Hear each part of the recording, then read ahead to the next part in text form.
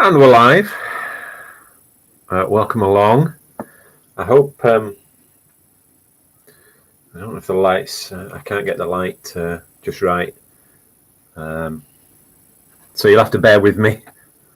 Although, do you want to see that shining face? Or would you rather see me in a bit of shade or a bit of half? No, that's not so bad there. Yeah, that's not so bad. 4 people. Who's going to say hello first?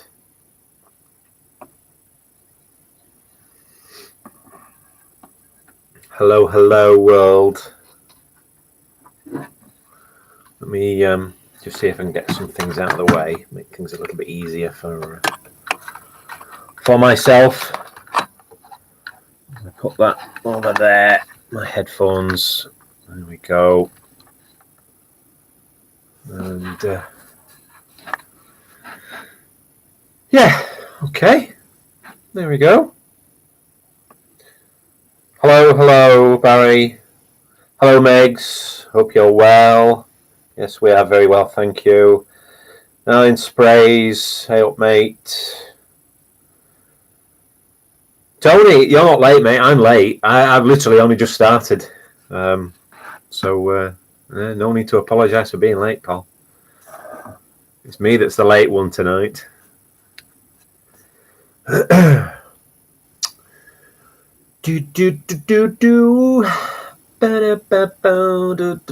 do. 8 people watching now. Wow, 8 people. Ooh. Oh, it's gone down to 7. Somebody didn't like to see my face. Oh, it's gone down to 6 now. Oh my God, what have I done? Dear me. Oh, it's gone down to 5. Oh my God.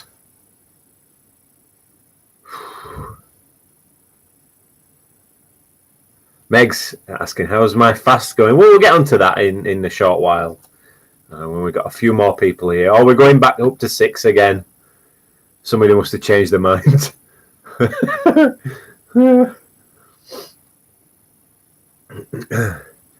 Please excuse the washing on the area here. It's just drying off.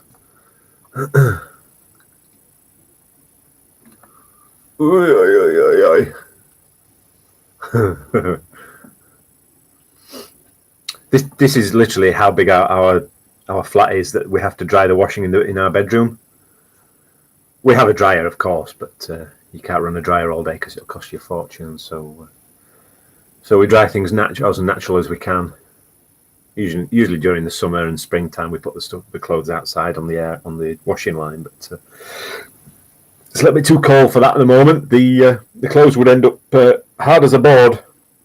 Excuse me. I'm buffering again. Oh, I don't believe it. So sorry, guys. I don't know what it is that's causing it. I can't imagine what it is that's causing it, to be perfectly honest with you. I mean, it could be the 24 devices that are connected to the internet in the flat, but my apologies if I am buffering. In fact, let me see. Oh, I've just done that and I shouldn't have done. Let's see. Open a new tab. Let me see if I can.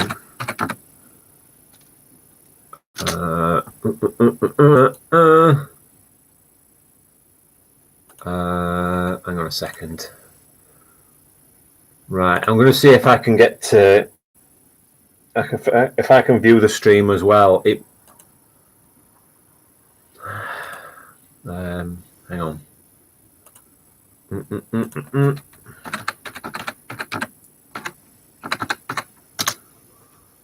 Let's see if I can.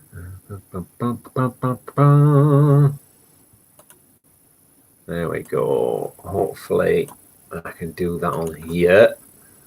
I can go to my channel. I can open one of those, and I can go to YouTube. Hopefully, let me get you back on this screen here. Hello, Steve. Yeah, oh geez, Megs, I'm sure they are dry in 5 minutes.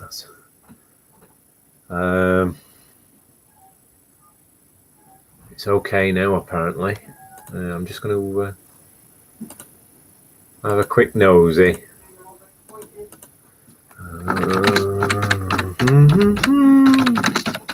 Oh, don't want to type that in. There we go.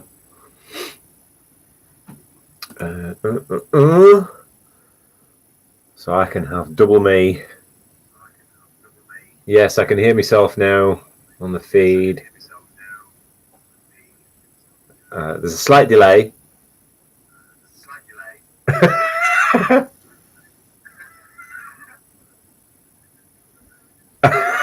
This is you can't see this. I must look like a complete idiot. I typed too loud. Right, I'm going to turn this other stream off. Hang on. There we go. I've got rid of that now. I don't know if you can see this. Let me show you. I've now got a double monitor set up. So I've got this monitor here, this one, and if I turn you around slightly, I've got a monitor up here as well now. This is an old monitor. It's actually upside down as well. Don't ask me why. This was a monitor from our old PC that was in the cupboard when I got this. The new PC.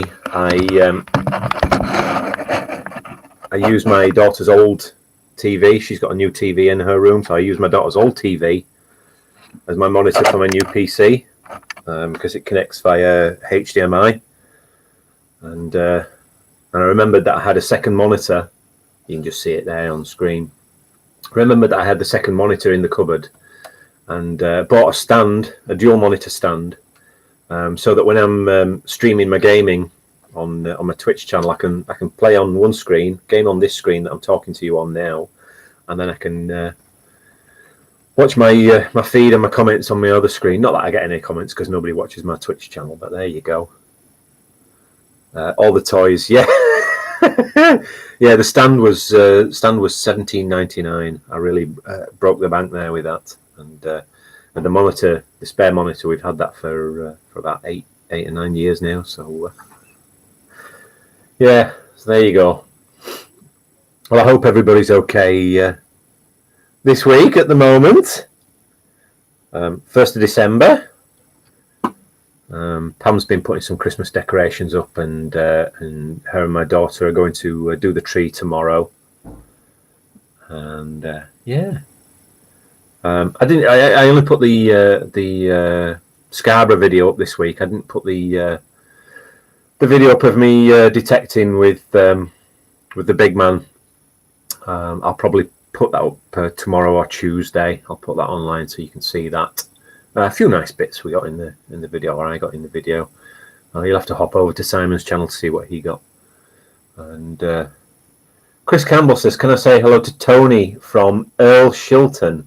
I certainly can. Hello, Tony from Earl Shilton. Who's Tony, Chris? Tracy, it's been freezing here the last few days. In fact, today I don't think it got above freezing. My car was covered in frost pretty much all of the day.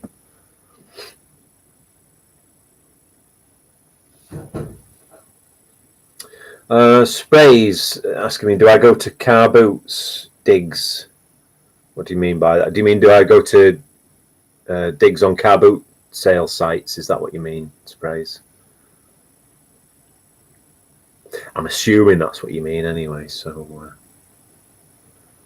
Megs, it's Monday, 2nd of November in Australia. Sorry, Megs. Yeah. Oh, Tracy, -6 in Lockerbie. That's just down the road, isn't it? Yeah. Yeah, I'm not sure of what temperatures it is at the moment, but it is freezing. So, Chris, is your girl? Well, hello, Tony, and welcome along. Hope you don't find me too old or boring or whatever. Tony didn't go out with Wolf Spirit Outdoors this week. Wife was probably... Oh, dear. Yeah, I know how that feels, mate. And, you do what you've got to do. So I hope she's feeling better anyway.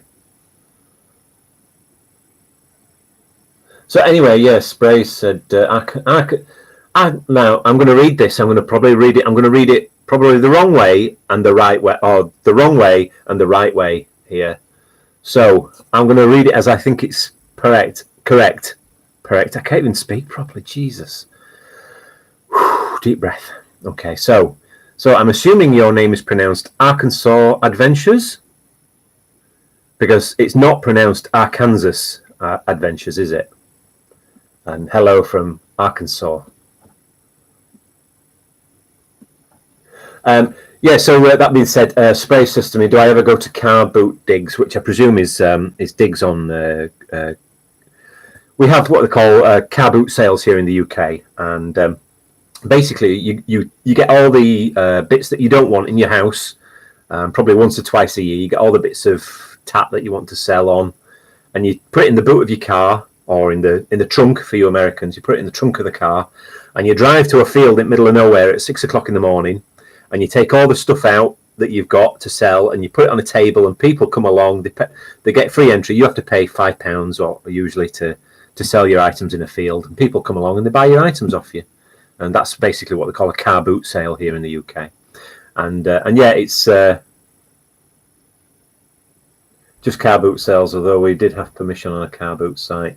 Well, anyway, yeah, some people detect on, if they have permission, obviously, detect on the fields where car boot sales have been held. And obviously you find lots of modern coinage usually. And but no, I've not done it myself. And do I go to car boot sales? There aren't that many where I live here in Helensburgh. If I want to get to a car boot sale, I usually have to.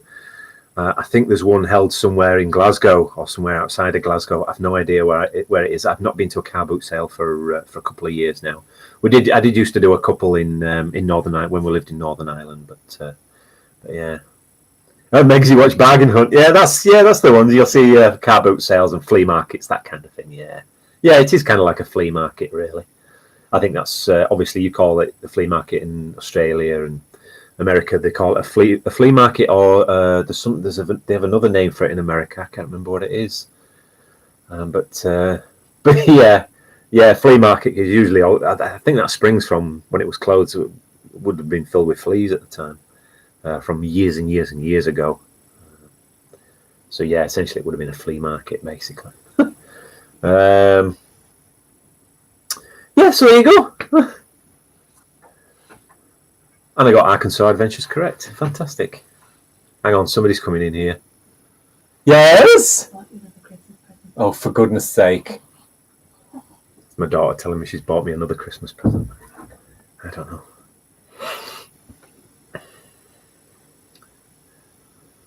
So how's everybody's 1st of December gone, or 2nd of December as it is for some people in Australia? How's your day been today? I was supposed to go shopping today. I never did. Like I say, Pam's been doing some Christmas decorations, and I've been cleaning cupboards today. Got all my bottles down in the kitchen and clean the cupboard tops and clean my bottles off and put them back on display again. So yeah, that's what my day's been.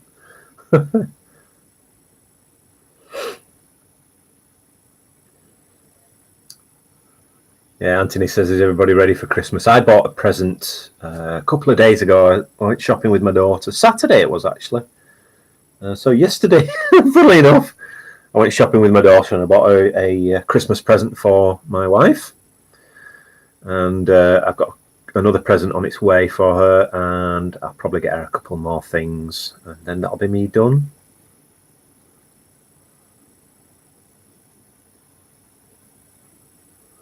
Anthony says, not liking it, I'm to spend money for kids.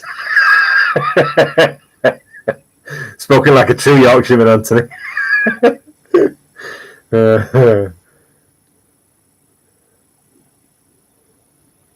Yeah, she's quite Pam can be quite crafty. She makes some nice decorations. So little tinsely wreath type things with decorations on and lights, little LED string light type things. So Megs, 7:30 a.m. here and hot as heck already. Will be 39 to 40. Oh, jeez, Megs.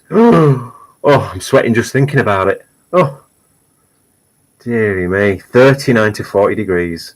In fact, let me see if I can find out what temperature is currently. I'm sure I can. On my second monitor here. Second monitor. I don't know. I'm sure that's probably a website somewhere, but I'm not going to click on that one. Let's have a look.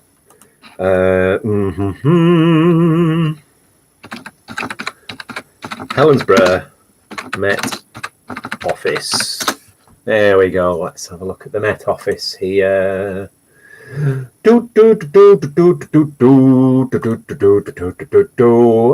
not very good, is it? I want the temperature now.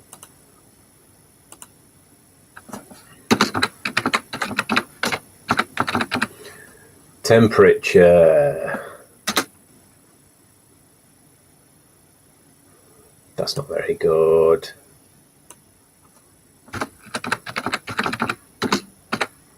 Helensburgh weather now. All right, well, it's telling me Sunday at 9 p.m. that it's 0 degrees outside at the moment, with a humidity of 87% and a wind of 3 miles per hour. I've no doubt that tomorrow, by all accounts, it's going to be 7 degrees here in Helensburgh. So, yeah, I'll be surprised if it gets to set. Although I think there is talk of it getting slightly warmer this next week. But yeah, it has been freezing the last couple of days.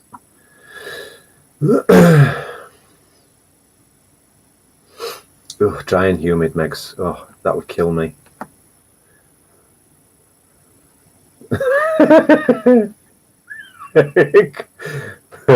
Antia asking Megs if she'd like to come to Leeds for 3 weeks because he'll happily exchange.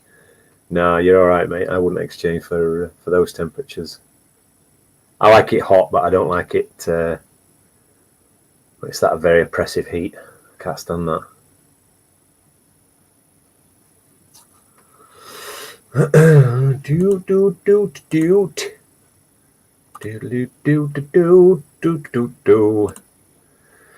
Let me find something to. Oh, dearie me.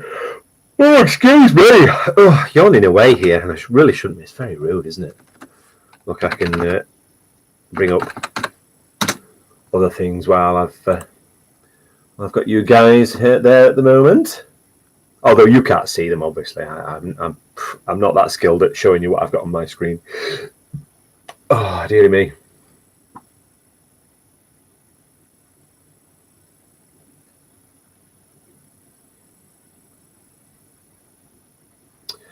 So yeah, so there you go.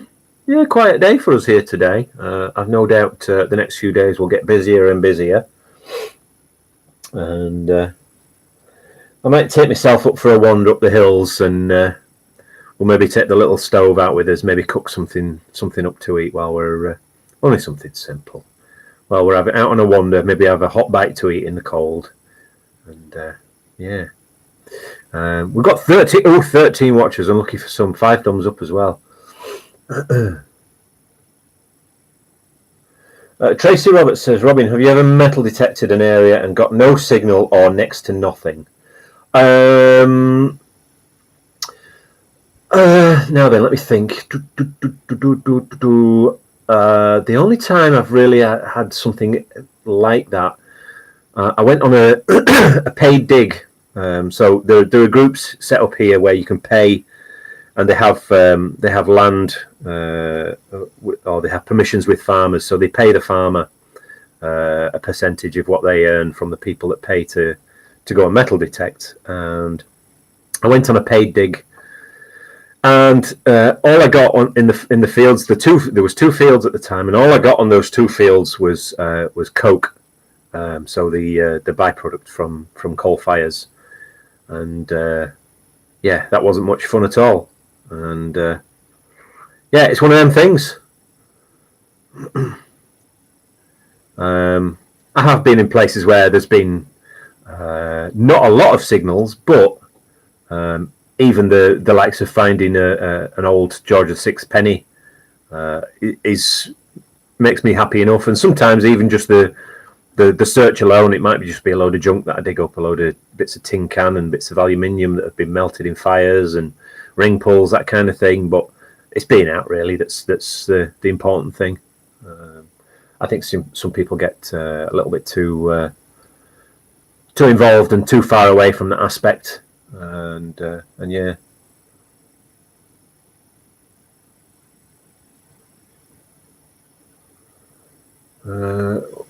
Dave. All right, Dave.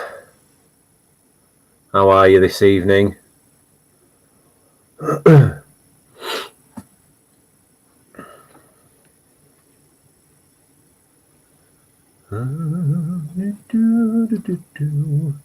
was going to say something else, but you've that last question about have I been in a field with no signals has completely thrown me now. So I won't tell you what I was going to tell you because I've no idea what it was now. I've completely forgotten, which is absolutely typical of me. I'll get something in my head and then somebody will ask me a question and I'll answer it and then I'll completely forget what I was going to say. I'm sure we're all like that sometimes. So Andrew Croft says, I've been on my very first club dig today with my new detector. Loved it. Found half a crotal bell. Very nice. I found about a quarter of a crotal bell. That's all I found. And lots of lead, but thoroughly enjoyed myself. Well, that's what it's all about, Andrew, is having fun. And it does get better.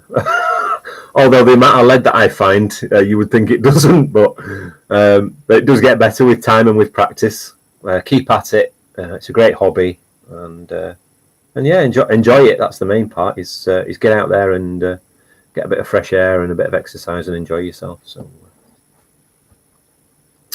yeah, there you go.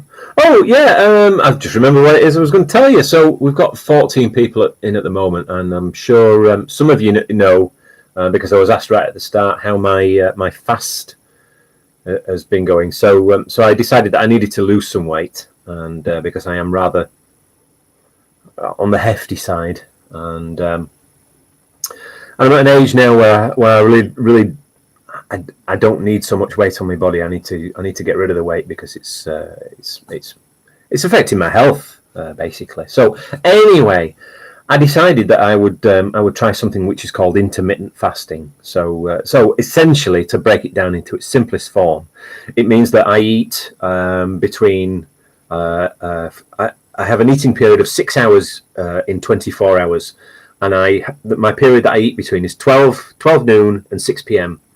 And before that and after that, I don't eat anything.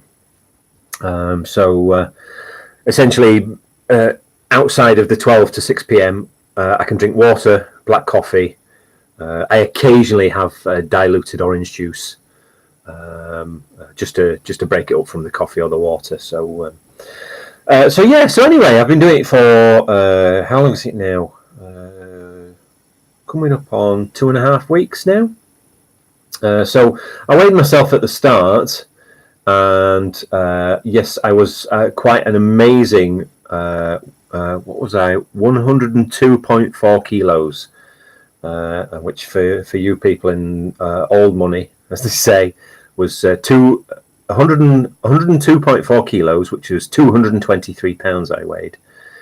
And I started it just after we got back off our short holiday there a couple of weeks ago, and I started, and roughly after the first week, I weighed myself and I'd gone down to 101.2 kilos, so I'd lost 1.2 kilos.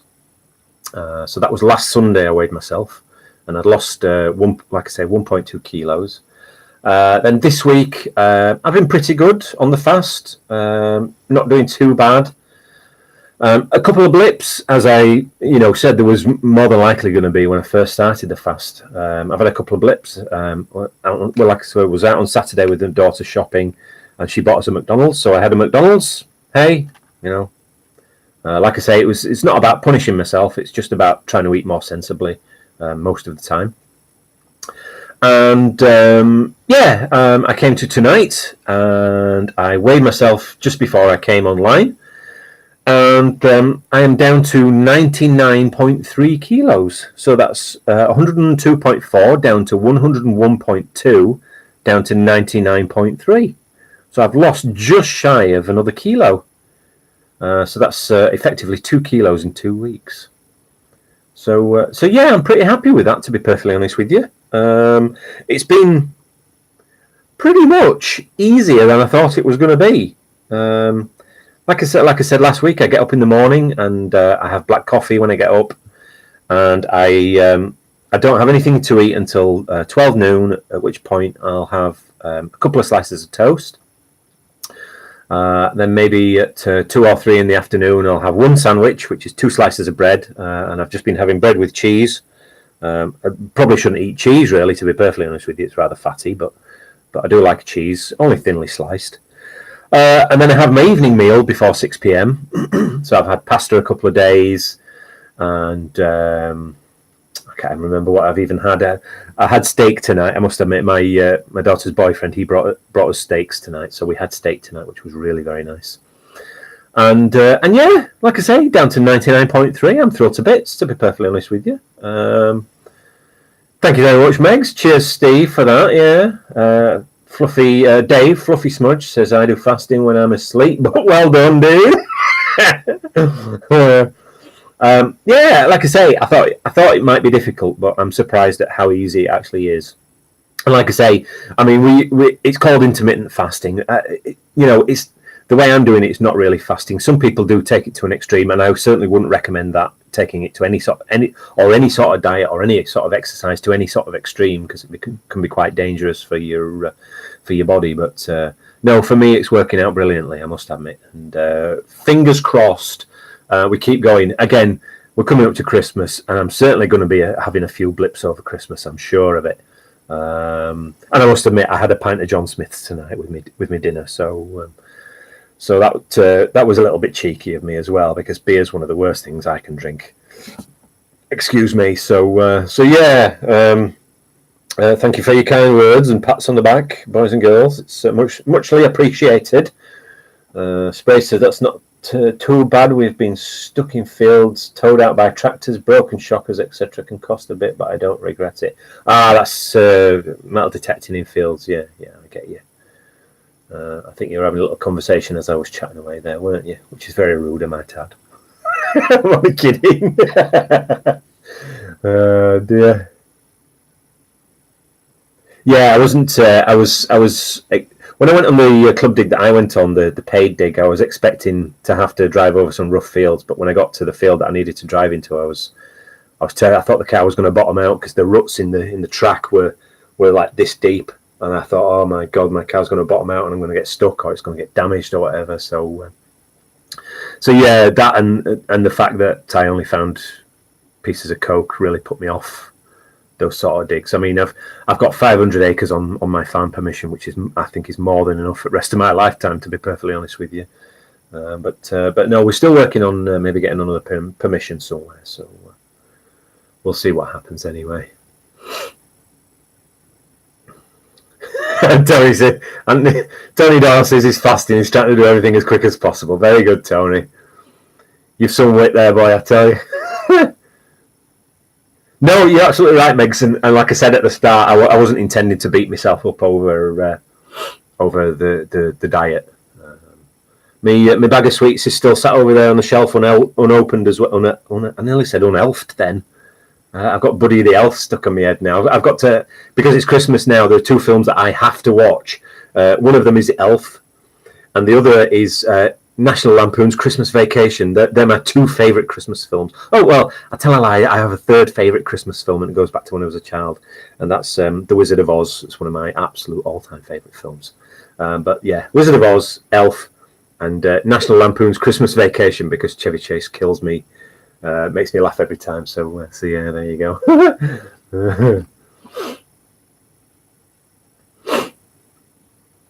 Oh, Dave, I worked in retail for years and years and years, mate, and I feel your pain. And then I worked in an airport for years as well, and I had to work on Christmas Day and Boxing Day. Yeah, and that's night shifts as well. So yeah, I feel you there when you're only getting a couple of days off over Christmas. It's a nightmare. Well, Spirit, how are you, sir? Hope everything's doing well with you and the family there, buddy.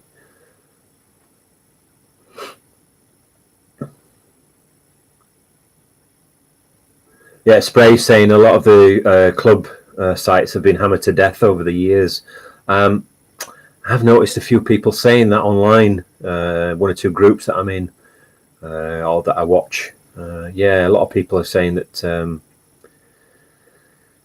fields have been done. Some people are even saying that a farmer will rent out a field to a club and might have been doing it for 10 years, but then another club will come along and he'll rent the field out to them as well, but not say anything. I mean, a farmer's prerogative to rent a field to who he wants to be perfectly honest with you.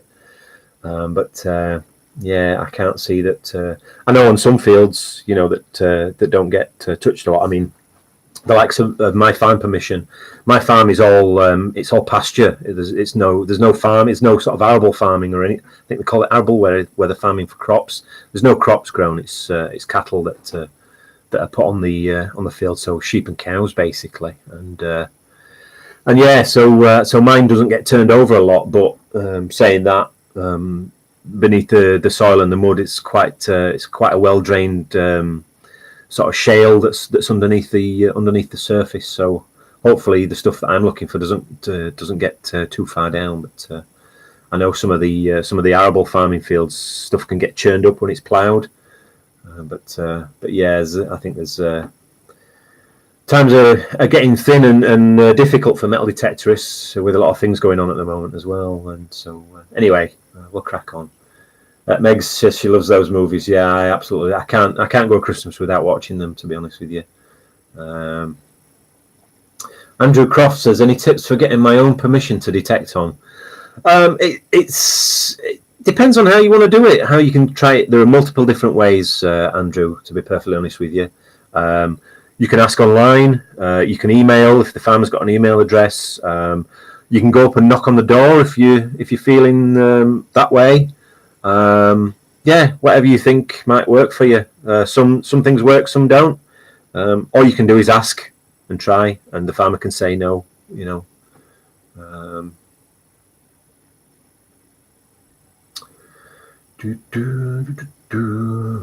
Spray says sometimes we used to go and pay to detect for a day. Sometimes if it was not a permission.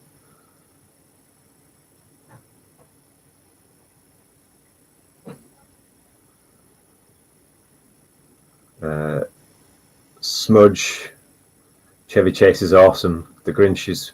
I've never watched The Grinch, to be perfectly honest with you. I like Jim Carrey, but I don't think that film is. It's one that I've never seen, to be honest. And yeah, like I say, I've got my favourites. So.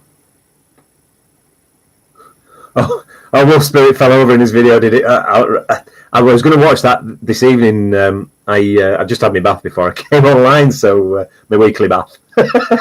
And yeah, no, I'll have a look at that later. Yeah, Andrew, it's as simple as that. Turn up, be polite.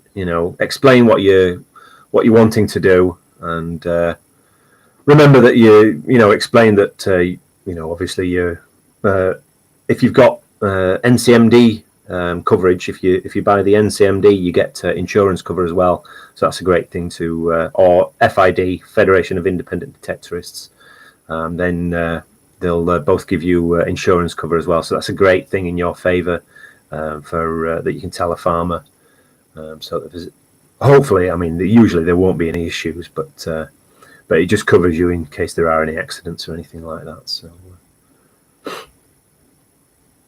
No, I haven't seen The Grinch. No, it's like I say, it's always been the Christmas films have always been. See, I'm forgetting them now. It's old age. Wizard of Oz, Elf, and National Lampoon's Christmas Vacation. Occasionally, we might watch the one with Richard Attenborough. Is it Santa Claus? I'm not sure. The one where is the old boy that plays Santa every year, and he goes to court, and there's all questioning whether he actually is Santa or not. Occasionally, my wife likes that one, so see. Dave Fluffy Smudges asked me where would I love to go detecting if I could go anywhere. I'd love to go to America. One of the first people that I watched detecting and doing his river hunts was Bo we met, and some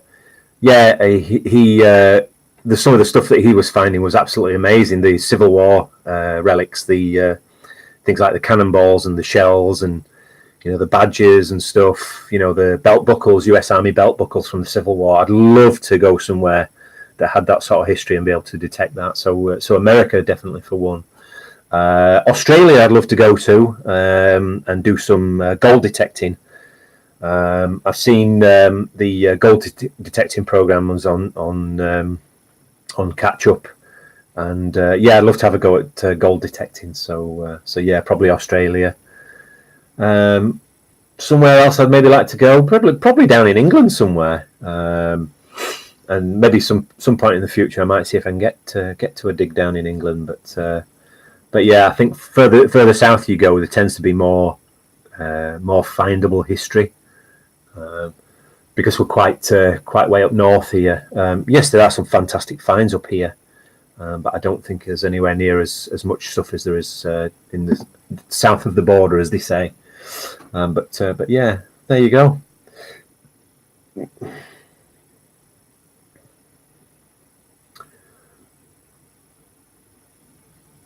Yeah, you're absolutely right, Anthony. Yeah, National Council of Metal Detectorists. I think was it £8 for the year, and it gives you like £1 million worth of insurance cover, something like that. I've never needed it, but yeah, it's a handy thing to have. Is that coverage? Deborah Shaw says there's a beautiful old citrus plantation where we hike with the dogs that is now a state park. It would be amazing to detect there. Also, an old sugar plantation that's become a park too. Yeah, I would imagine there's plenty of history in somewhere like the sugar plantations as well. Probably harking back to what I would imagine would be the 1700s, which was the sort of boom time, I believe, for sugar plantations.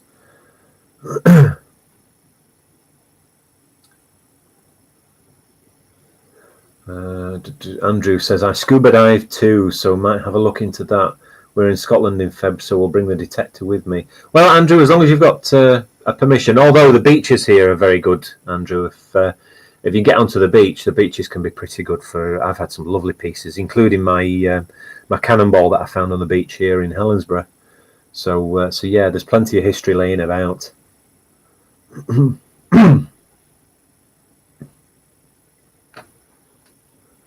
Spray says, "Did I see the river hunt in England when Echochigger came over?" Yeah, again, I watched those. I watched those online actually. Well, funnily enough, I think they're on YouTube, and yeah, they're pretty good shows actually. Good entertaining shows, I must admit.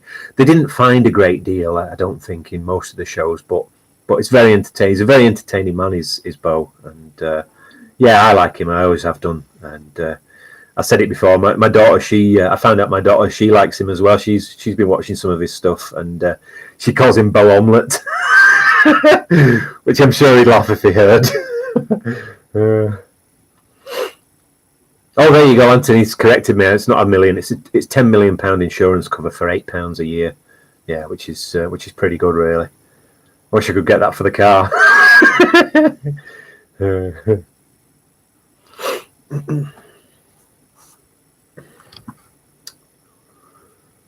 Right, if you hang on 2 minutes, I'm just going to go and get myself a cold drink of juice here, and I'm going to come back to you. So hang tight.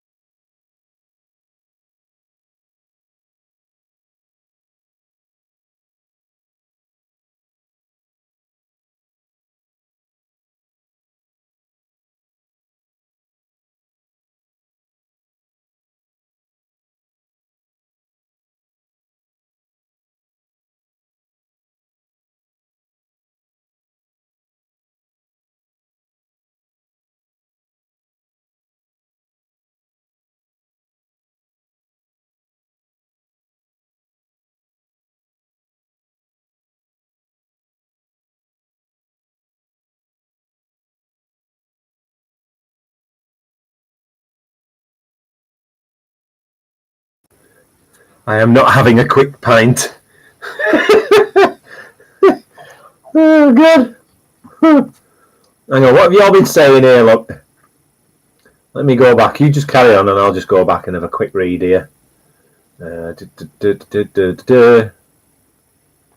Spirit Outdoors says I'd like to detect Kirkstall Abbey, where the old monks lived down here in Leeds. Just don't think the permission would ever be given. I think you're absolutely right. I don't think the council would ever give you permission to dig there, mate. Used to love Kirkstall Abbey when I was a kid. We used to go on school trips there all the time. Andrew Cross, we will be just outside Fort William, so I'm planning to head across to Malig and surrounding beaches. We go up there every year, so I know the beaches well. Well, good luck, Andrew. I hope you have. Hope you find something nice. No, I didn't go for a wee, Anthony. No. I bet he's raiding the fridge, you cheekies. Oh, Dave, I wasn't raiding the fridge. Funnily enough, Pam was just eating a few pork scratchings, so I had a little nibble of pork scratchings. I know I'm a cheeky bugger, I know. I keep talking about a diet, then I keep nibbling away at things. No, I'm not doing too bad. So. No, I haven't gone for a bag of crisps. Oh, God, you people. At this rate, I'm going to have a bloody bag of crisps just to spite you all.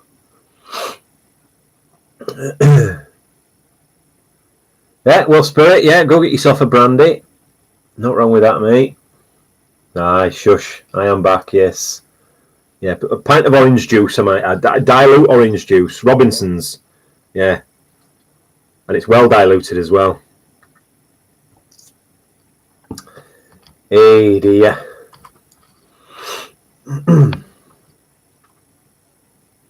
Yeah, so yeah, I'll put the video up on. I'll probably put it up tomorrow. To be perfectly honest with you, the last dig I was on with Simon, the big man, and like I say, I might see if I can get out one morning this week in the cold. I'll brave the cold for you boys and girls, and I'll go for a big wander up on the hillsides, and we'll take the little stove with us, and we'll cook some food up. I don't know whether to get a couple of burgers or something from a couple of venison burgers or something from the butchers. Maybe and have a couple of those fried up, and and yeah, we'll just have a dander around in the winter weather up there. Steve, you just had tea and a twirl. I like a twirl as well. I just opened my advent calendar tonight as well. My daughter bought me an advent calendar. It's a Heroes advent calendar, and the first one was a tiny little whisper, so a little chocolate about that square, basically. So I had that today as well. So yeah, Deborah Shaw, I have been having sparkling water with frozen strawberries as ice cubes as a diet drink. Well, that's not a bad idea actually. I do like tonic water. Although I think I should probably get the sugar-free tonic water if I do get tonic water, and I do like tonic water with vodka in it as well. So yeah. Spray says I bet Bolton Abbey would be decent, and Harewood House grounds. Yeah, Harewood I would imagine is probably very good. Yeah, but again, you're right. You'd never get permission to detect on there. Yeah, like I say, Megs, hopefully I can brave the cold. I'll get my boots polished up and waterproofed, and I'll get up on the hills, and yeah, we'll have a wee bite to eat while we're up there. So, Andrew Cross says, do I display my bottle stoppers, and if so, how? I don't display them, Andrew, no. I've thought about how to do it. Somebody did say that they'd use theirs, put them into a see-through bowl, but I've yet to find a way. I've got so much stuff out on display that if I put anything else out, the wife's going to kill me. So I don't. Sadly, I do love my stoppers, and I love finding them. But yeah, sadly, I've got the bag under the bed at the moment. So yeah.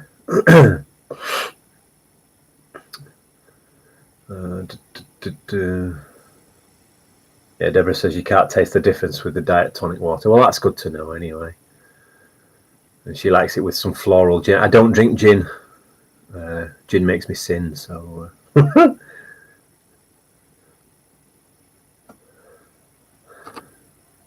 Marlene, good evening, Marlene. How are you?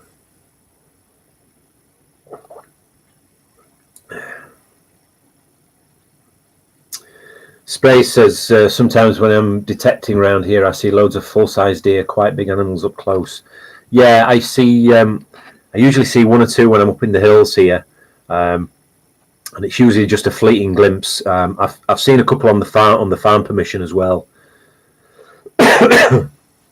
and they're usually the small. I'm not sure what type of deer they are, but it's either they're small or they're the females. But yeah, I mean, beautiful animals. But yeah, they literally only have to catch sight of you, and that's it. And the way the woods are up there, the thickness of the woods and the pine forests, is they spring once and they're gone in a second. You don't see them again. So yeah, but beautiful animals. Marlin traded palm trees for a foot of snow. Oh dear. Oh god. Yeah, like I say, Megs, it's like I say, I do see them usually when I've got the camera with me as well. But the GoPro, unfortunately, the GoPro doesn't have. There's no zoom on the GoPro lens, you see. So unfortunately, it's a static image, and usually you can't get anywhere near the deer. So maybe I'll take the my daughter's SLR with me, and just on the off chance that if we do see a deer, we can maybe get a shot of it. Deborah Shaw says in Florida our deer are quite small. Yeah, we have a mixture. I have seen some of the proper full-size deer, the big stags up on up on the hills in Arica. When I climbed when I walked up the cobbler. I've done that a few times, and you can usually see the stags on the hillsides up there. Usually looking rather proud.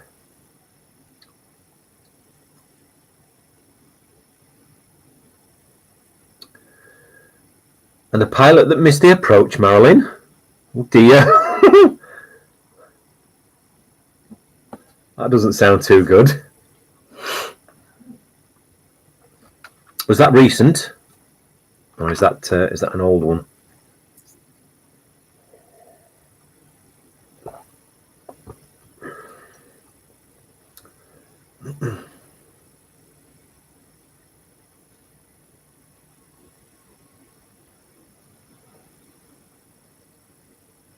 Tony, you've lost me there.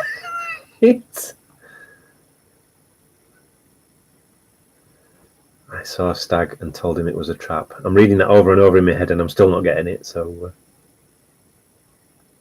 on Friday.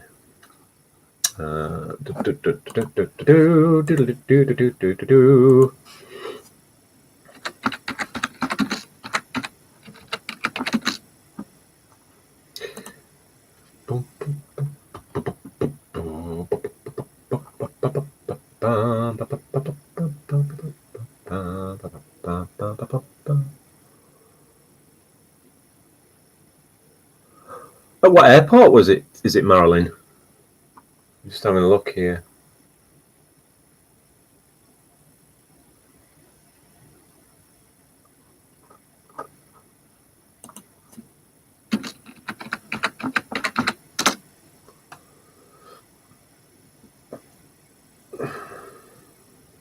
Oh, yes, very good, Tony. Now I get it. Yes, very good. Oh, God. I'm slow tonight, I'll tell you.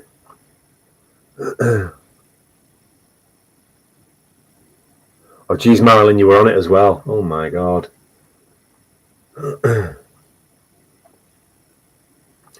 Well, if it's any consolation, they have a missed approach procedure. By all accounts, surrounded by water on three sides. Oh my god! So, according to Wikipedia, Marilyn, it says here: a missed approach is a procedure followed by a pilot when an instrument approach cannot be completed to a full stop landing. The instructions for the missed approach may be assigned by air traffic control prior to the clearance for the approach. If air traffic control has not issued specific instructions prior to the approach, and a missed approach is executed, the pilot must follow the default missed approach procedure specified for the approach. Prior to commencing the approach, if the pilot believes that a missed approach may occur, he or she can make a specific request to ATC in the event that one occurs. Such a request may include heading and altitude instructions to avoid in-flight delays such as holds, and efficiently maneuver the aircraft into position for either its next approach or a diversion to an alternate airport. Oh, there you go. There you go.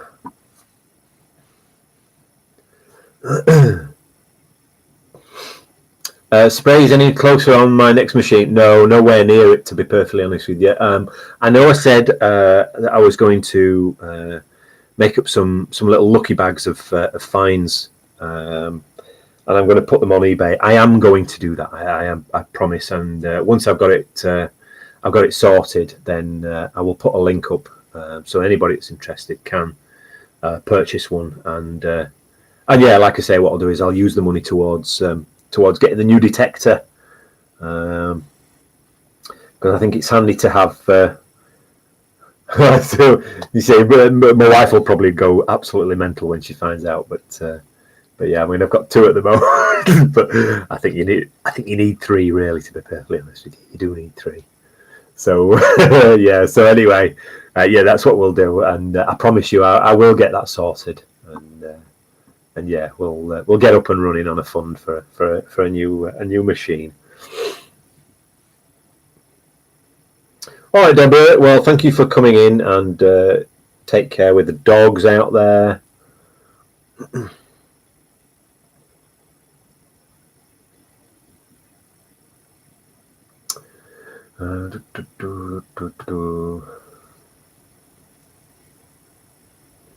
Andrew Crofts, I'm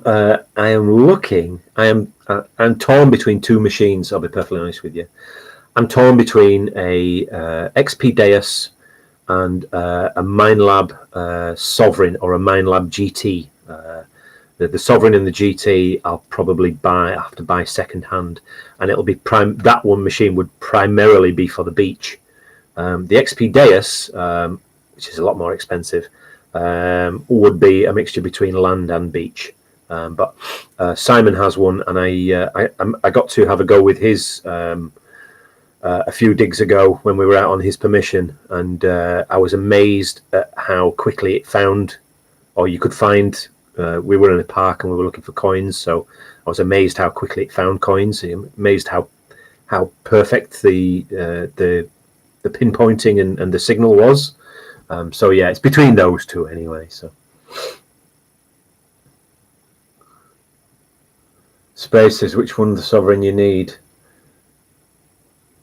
23. I love them. You've 23 Minelab. Don't tell me you've 23 Minelab Sovereigns. I don't believe that for a second.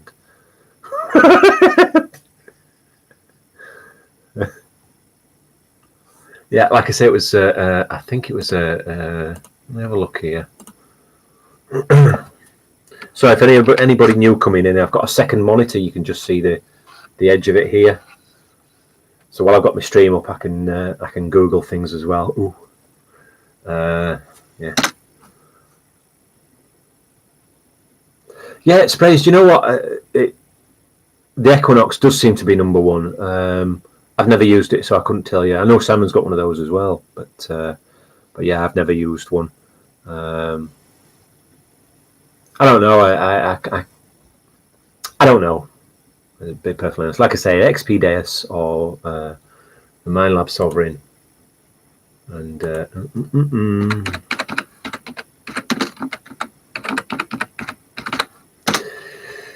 I think it's the GT that I was looking at. Somebody was saying, yeah, it would be a Minelab Sovereign GT, because a lot of people rate that very highly as a beach detector, because it has good discrimination as well. So what I think they average between sort of 250 and 350 for a machine for that. So yeah, but like I say, we've to get the money saved up before then anyway. So. Oh, well, thank you, Tony. Yeah, Tony's just saying the stream tonight's a lot better. Yeah, like I say, I don't see it from my end, although I can see it now. I've got the second monitor, But yeah, I don't see it. So if there's any buffering or anything like that, it's out of my hands, unfortunately. There's not a lot I can do about it.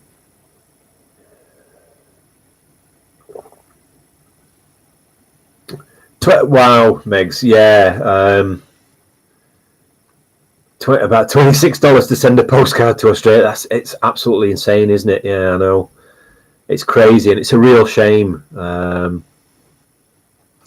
In fact, let me just have a quick nosy here.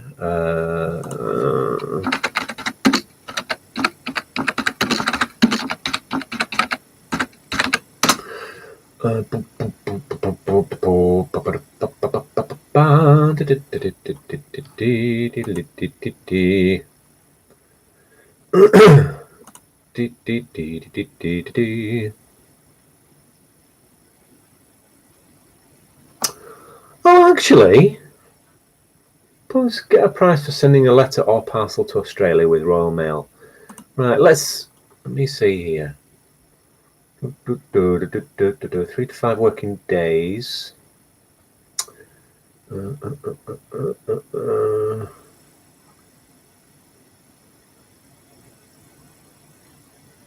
All right, okay. Why does that say from £6 to 10? There's an international signed.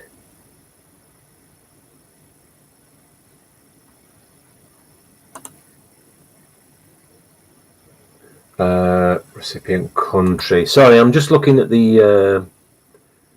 Yeah, eBay does overprice the postage, unfortunately. I'm sure they're making a fast buck off it as well. Right, hang on, Megs. I can do this while you're here. Australia will be right at the start, wouldn't it? Because it begins with A. That's right, Robin. It does. Australia. What? Wait. Let's say. Grams. Continue. 720. Maximum depth 2.5 centimeters depth. So that's about that depth. I might be able to sort it actually cheaper than what eBay's quoting anyway. So I'll tell you what, Megs, I'll make that my priority this week. I'll see if I can get a small package size put together, and I'll let you know. Okay. Because that's saying I can send up to 750 grams. The package length can be up to 36 centimeters long, with a width of 25 centimeters and a depth of 2.5 centimeters. So that should cover it more than adequately, really. If I can find something that's sturdy enough, although even if I put it in an envelope and then put the envelope in a plastic bag and tape it, strengthen it up with tape, I might be able to do that and get that out to you. Right, promise you, Meg. I will sort something this week, and I will get back to you. I've got your email. You're on my email thing then anyway. So yeah, leave that with me. All right. Okay, good. How long have we been on for here now? Look, we're just coming up to an hour, 59 minutes and 45 seconds. Fluffy Smudge, I make jewelry, and I say you can never have enough gemstones, pliers, etc. So detecting is the same. Yeah, funny you should say that, Fluffy Smudge, Dave. My father's a retired jeweler. He actually made mine and Pam's wedding rings for us.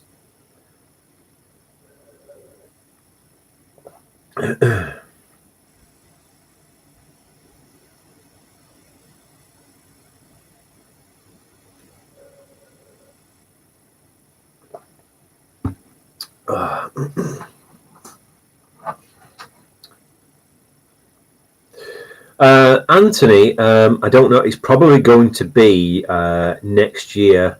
Well, it will be next year, and it will probably be April or May sometime around there, I think.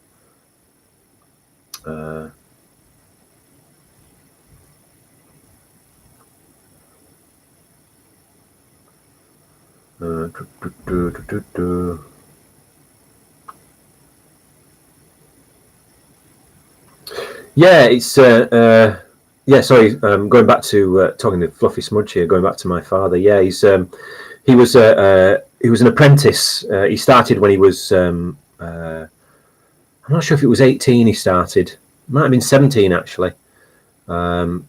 He went to art college and started an apprenticeship as a jeweler, and he learnt the business. And I'm talking a proper old school jeweler, where you have bottles of gas now that jewelers use, and it has like the air mixed in, and you can set the flame perfectly.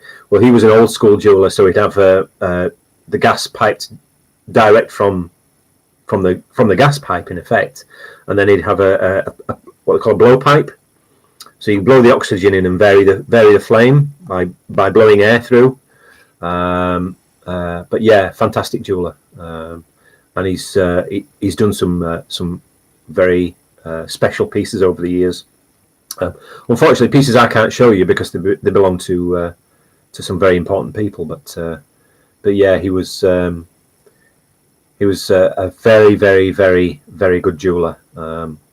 He still does little bits here and there now. Little bits for me. He actually made my ring a little bit wider recently because it was getting a bit tight on my fat fingers. So he expanded my ring for me and polished it up, and I got it all nice and shiny again. So yeah.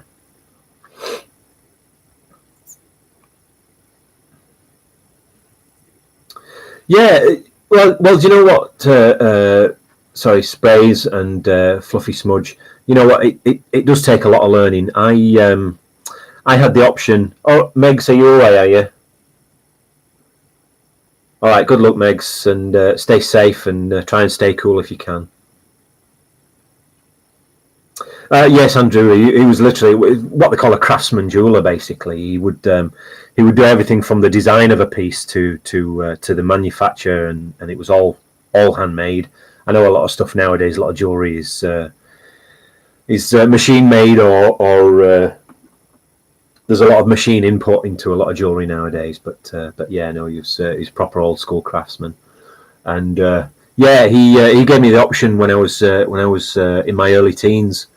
Of learning the business. He was going to teach me how to be a jeweler, and like an absolute idiot, I started, and then I sort of tailed. You know what teenagers are like? I tailed off and went off and did my own thing, sort of thing. But and I'm gutted. I never took up the chance. I made one or two little bits in the past, but yeah, nothing major, unfortunately. But yeah, I'll tell you a little story. I used to have I wear a silver jewelry, one that my wife bought me, and one that I bought. My dad repaired this one actually for me.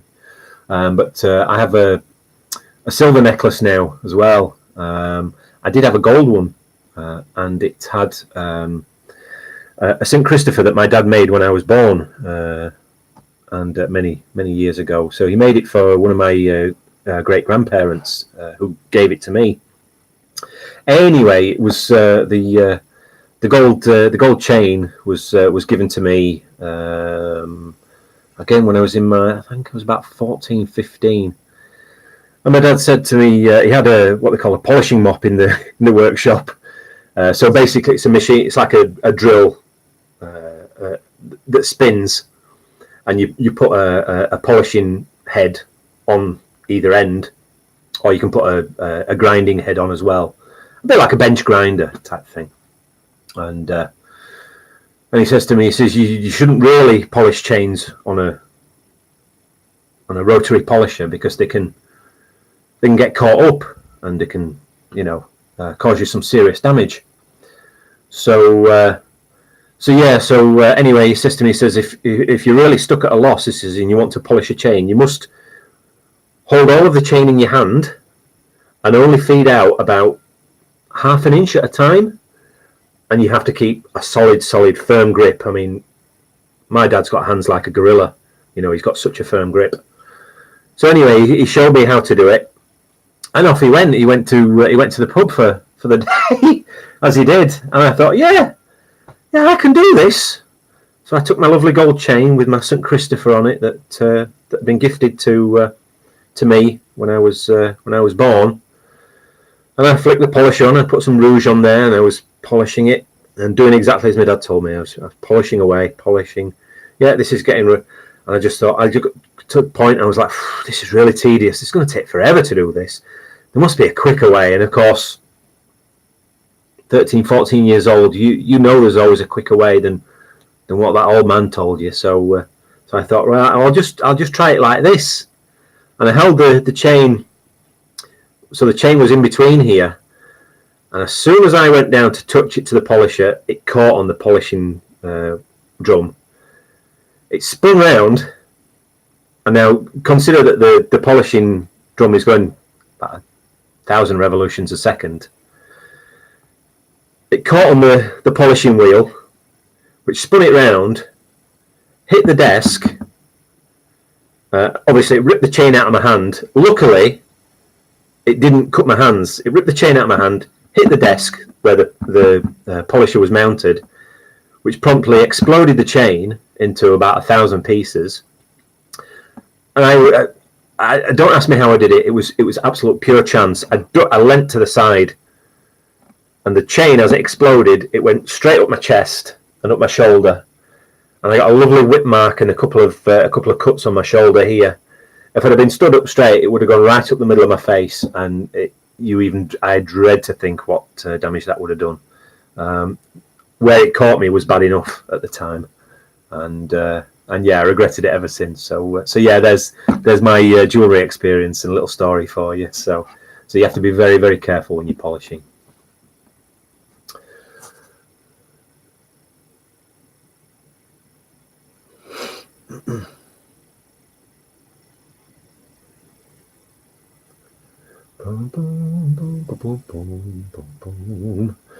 Right, well, I think we're nearly done for tonight.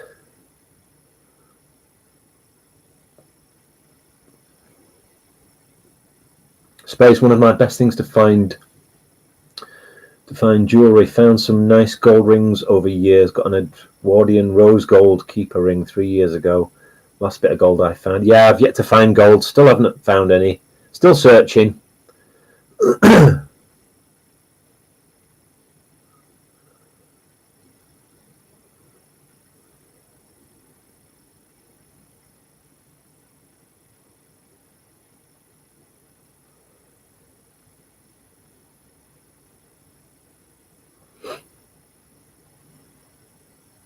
Titanic, don't go.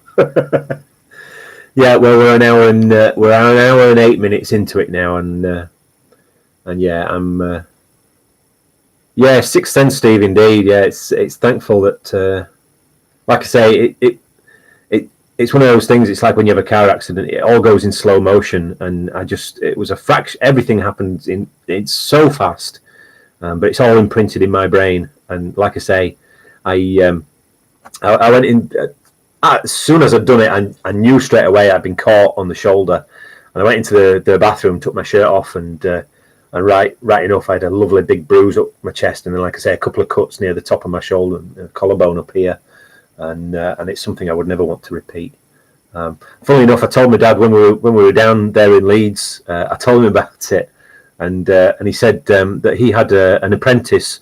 Once he'd completed his apprenticeship, he had a jewellery shop, a repair shop, and he would take apprentices on from the local art college, and he would train them, in effect, to do jewellery. And he said that he had an apprentice that did the same, and he showed him how to do it, and he says the apprentice was doing it right. He says, but he let too much chain out. He says, and the chain got caught on the polishing mop and pulled it out. And he says it was wrapped around one of his fingers, and it literally tore his hand to shreds. So yeah. So there's not only me that's made that mistake, thankfully. Hello, Cynthia. Cynthia, you've come in just right near the end here. I'm just about to finish the stream. Unfortunately, we've been going for an hour and 10 minutes. I do apologise.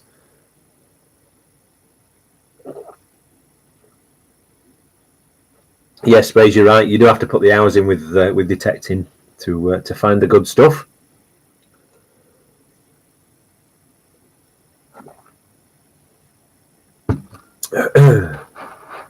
I hope you're well anyway, Cynthia.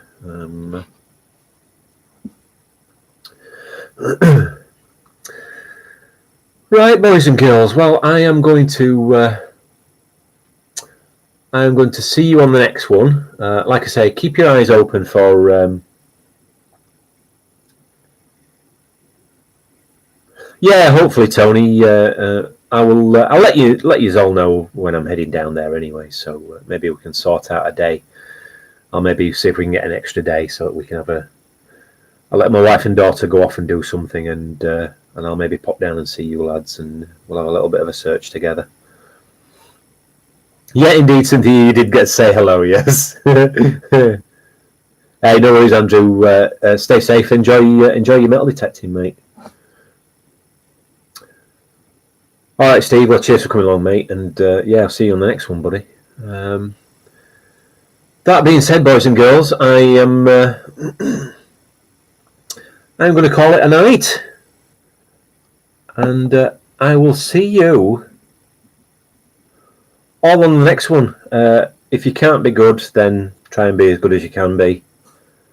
And yeah, stay safe, stay warm if it's cold, try and stay cool if it's hot where you are. Anthony, can you leave the chat open for a bit? I don't know if I can. That means leaving the stream open, I think.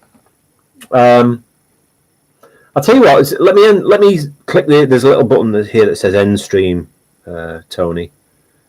So let me see if I end that. Does that? You tell me if that stops the. I don't think I think if I click end here now, right? I'm going to click. I've clicked end stream, and it's asking me, "Are you sure you want to end your stream?" So I'm going to click end, and we'll see if if the chat carries on. If it does, it does. If it doesn't, then I will see you on the next one. All right, bye for now.